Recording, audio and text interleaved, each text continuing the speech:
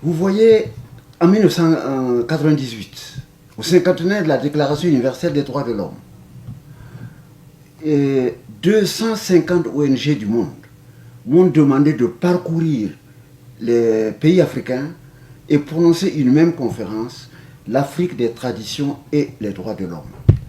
À l'occasion du 60e anniversaire de cette déclaration, l'ONU m'a demandé de venir à Genève et prononcer la même conférence qui porte sur donc l'Afrique des traditions et les droits de l'homme. Il faut être prudent. Dans le monde occidental, les hommes naissent libres et égaux. J'ai tenu à expliquer. En Afrique, les hommes ne naissent pas libres. Les hommes ne naissent pas égaux. Il ne faut pas prendre des principes d'une civilisation pour aller appliquer à l'autre. Allez prendre un griot sénégalais, griot, et dites que vous allez enlever le roi, le chef et le maître. Il va vous tuer. Il préfère garder sa condition. Chez les Moussé, je prends le cas des gens de Dapoya, les captifs de la couronne.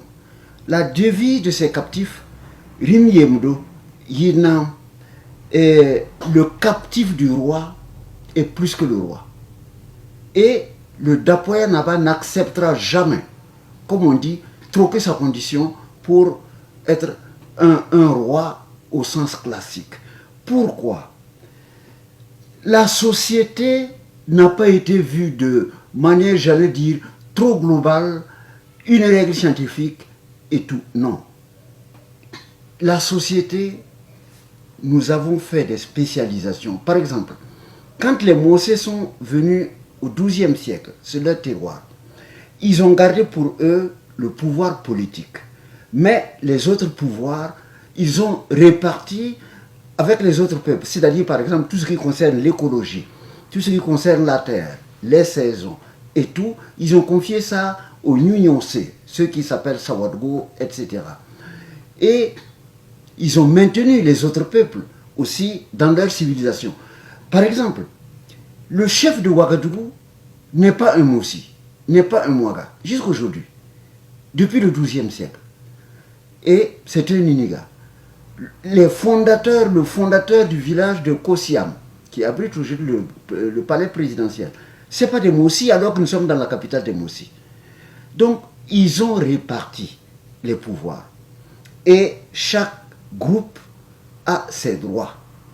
Et c'est tout. Tout était organisé de manière harmonieuse. Par exemple, donc, quand les Moussi ont pris le pouvoir, ils ont réparti les pouvoirs. Mais d'autres peuples sont venus. Par exemple, d'autres religions, l'islam. Ils sont venus. Le premier Mouro Naba à être musulman, c'est le Mouro Naba Roulougou. Mais ils ont créé une tolérance absolue.